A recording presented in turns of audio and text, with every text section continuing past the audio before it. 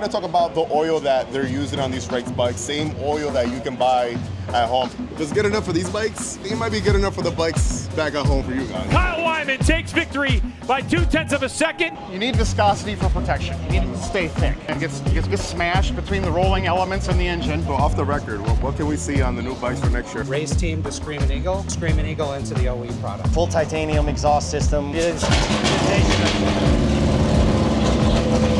Right on cue.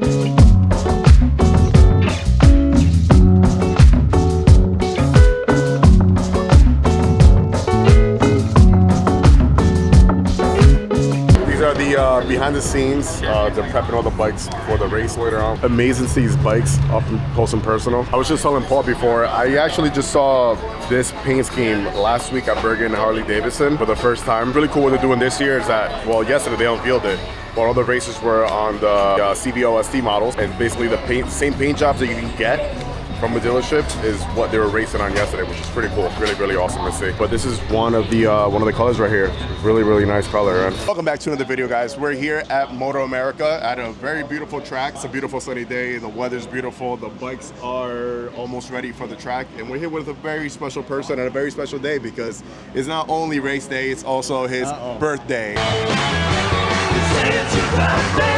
Happy birthday. He's gonna give us a quick overview of who you are, the bikes, and how we're taking 1, 2, and 3 today again, right? That is the goal. Yes, absolutely. Jason Kale, Director of Racing for Harley Davidson. Get the pleasure of representing the motor company in the program that we have here. Today at our home race, we have 3 motorcycles that we're racing in our 3 2025 CVO ST liveries. So the factory Harley Davidson Dyno Jet racing team on their road glides will stand 1, 2, 3 in their home race here in Elkhart Lake, Wisconsin. That has got to make the company as happy as they can be. We're going to focus here on number 43, the James Rispoli in the Mercury Silver option. Beautiful looking bike. The Silver Bullet? Yes. Is that what we're calling it? The Silver Bullet and the Red Rocket. We haven't come up with anything for a hot lap exactly yet, but we'll let Bradley handle that one on the hop ride. Yeah. Okay, cool. So let's take a walk around the bike and see what we have here. So this is a road glide racing bike.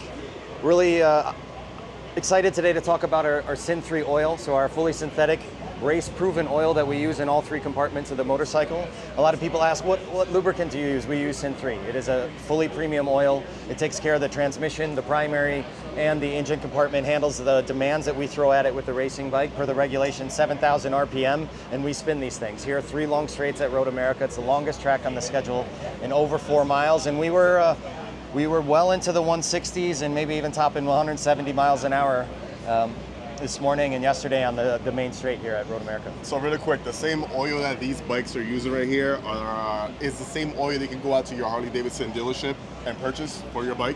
So if it's good enough for these bikes, it might be good enough for the bikes back at home for you guys. Some of the key points of the bike, carbon fiber bodywork all over, full titanium exhaust system. We've shaved well over 200 pounds, 620 pounds dry is the weight of the motorcycle. That's the minimum weight of the class. Saddlebags fairing all homologated geometry, so there's a very small tolerance to the full geometry. So this is a reputation. Right on cue.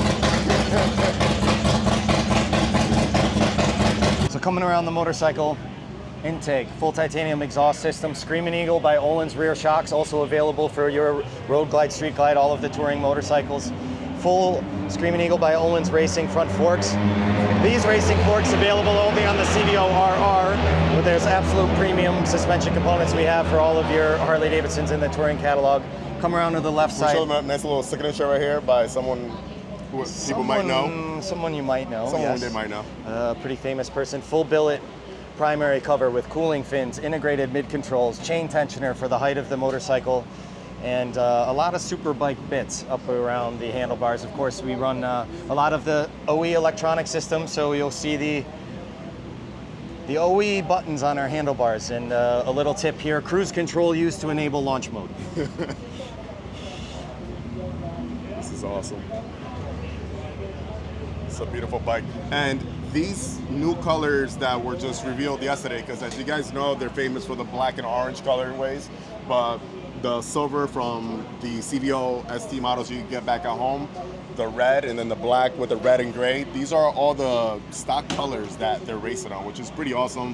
For anyone who owns these bikes, you kind of see the replica of your bike on a racetrack is awesome. And then talking about that, there are Rs that were sold this year, special bikes, 131 of them made. A lot of the owners who bought those bikes are here at the race. They got cool passes as well, and they're enjoying the whole experience as well. So it's a really cool family-oriented thing, and it's been a great experience today at that. We love the racing orange, but every time we come to our home track here, just an hour up the road from Milwaukee, we want to do something special. And what's really neat about this racing program being a full in-house factory effort is it's driven by the Product Development Center. And everything that we take here in the racetrack, we bring back to the Product Development Center, and we want to tip our cap to everybody back at the factory working on these motorcycles and show how that influences our street product and celebrate the motorcycles and the look that people are able to ride with on the street. So off the record, what can we see on the new bikes for next year from the racetrack bikes? Harley Davidson Motor Company does not talk about future product. There we go. It's my favorite answer every time. All right, awesome. Anything else we should know about the bike? They're fast. They're fast, and then besides that, they're going to win today? That is the goal. We got 3 fast riders today. 1, 2, We're looking and 3 for again? them to fighting at the front. There we go. There's no guarantees in racing. It's one of the things that makes it exciting. We go out there and put our top effort in every time that we go out on the racetrack and do the best that we can, and feeling good. Awesome. Always a pleasure, dude. Appreciate it. Good to see you What again. we're going to talk about now is something that is very fun. We're going to talk about oil, more and more oil and all the cool things that it comes with. All right, guys, so now we're brought it over on this side. We're here with Charlie. We're going to talk about the oil that they're using on these race bikes. Once again, same oil that you can buy at home. And he's going to tell us a little bit more about that. So the race team has always used Syn 3, which is a premium oil for our bikes in all 3 cavities. But this year, we've have a new version of Syn 3 that's come out. It was developed as a straight weight SAE 50 oil, trying to get something that's more stable from a viscosity standpoint. So we built this new oil, no viscosity modifiers in it, and we actually got further into development, into testing, and what have you. It actually qualifies as a 15W50. So not just a straight weight 50, but a 15W50. The key here is with no viscosity modifiers, it doesn't shear down. That's the part of the oil that shears down under high load, which can occur especially in roller bearings, and a Harley-Davidson engine has a lot of roller bearings at the bottom end and in the lifters. So high temp, high shear is a big concern with Harley-Davidson oils. The newest Syn 3 has no viscosity modifiers, nothing to shear down, so it stays at a 50 weight much longer throughout its life. So for the normal people, in layman's terms, it's just super much cleaner oil. Is that what we're doing, and more what? Yeah, so you need viscosity for protection. You need it to stay thick, and usually an oil, as it wears and gets smashed between the rolling elements and the engine, it becomes thinner and thinner and thinner. This oil doesn't do that. It stays thick for a much longer time. So the oil you dump out at your oil change is almost just as thick as when you started. Wow, okay. It's still gonna, the oil still gets, it still captures debris and stuff in the engine and dirt and stuff that gets in there. So it still needs to be changed. Yeah. But it's still the same quality as when you put it in there. All right. Good stuff. Like I said, this is oil that's used on these bikes that you're gonna be using on your bike at home. Are you guys gonna send me home with a few bottles in my bag, or just so I can, my lowrider ST, you gotta change it? Ship me some. Awesome. Thank you so much, No problem. sir. Appreciate it. All right, guys, so now we're gonna bring it over here to Chuck. He's gonna tell us a little bit more, going to depth about everything else. So, Chuck, what do we have? All right, so we'll touch on oils. As Charlie had mentioned, that we're dual rated oil with our Syn 3. It's a 50 weight oil, but it acts like a 1550. So when you have a dual weight oil like a 1550, what most companies will do is they'll start with the lightweight oil and they put the viscosity modifiers in it to make it act like a 50 weight. When, as Charlie mentioned, that shears down, you lose those viscosity modifiers, so it starts to trickle back towards a 15 weight oil. What we've done is we have a proprietary blend of base stock, and ours is a straight 50 weight oil that tests like a 15 weight oil. So I've seen some internet chatter about why did we go from a 20 weight down to a 15 weight? We didn't. We're still a 50 weight oil. It acts like a 15 when it's cold. So what that does is it gets the oil to the parts faster. When you start the engine up, it gets to your lifters, your bearings, and it protects while the engine's coming up to temperature. And then once the engine's at temperature, it's a 50 weight oil again. Oh, wow. So that's the cool part about this product. And when that shear happens, that takes out the viscosity modifiers, it also takes some of the ad pack out with it, which is what actually protects the engine. So this oil has the benefit of getting to your parts quicker, but also protecting longer because it's holding the ad pack better. Interesting. So, well, I definitely learned a lot more about oil today because there's a lot of more stuff. There's a lot of stuff that goes into oil that we don't know. We just think of oil as a lubricant and, you know, feeds the engine and everything else, but there's a lot that goes into it as far as keeping the engine cooler, hotter, and everything else. So really cool stuff. Once again, guys, this is oil that's used on the race bikes. Anything that's used on any of these bikes, I could for sure say that I trust using on my personal bikes at home. Really cool stuff here. A lot of cool developments coming that we have been seeing the last few years from the King of the Baggers races.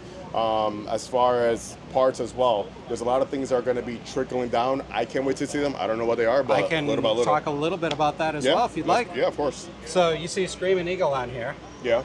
The race team started in Screaming Eagle, and then as it grew, it broke off into its own division. Charlie and I still work in Screaming Eagle. This engine starts as our 131 Stage 4, and then the race team builds upon it. When we ran Daytona in 2022, we blew up an engine because our aftermarket transmission wasn't shifting well. It cost us a race. So our team, along with the OE team, went to work, and we developed the King 6 transmission. That's now available through Screaming Eagle. But it was developed for this bike. It's used in these bikes. We haven't had a transmission-related problem since we got that engine done, or that transmission built. So it truly does go race team to Screaming Eagle into the OE product. So there's a trickle-down effect as we learn. And as we do things in Screaming Eagle, we'll push it back the other way and help the race team, like the oils. Yeah, that's really cool. Well, I hope you guys have enjoyed today's video. It's been a pleasure to talk about these bikes, talk about oil, and then what we have planned for the rest of the day is obviously the King of the Baggers race. Can't wait to see it. But yeah, it's been awesome. Moto America, Harley Davidson, here we are. Let's go.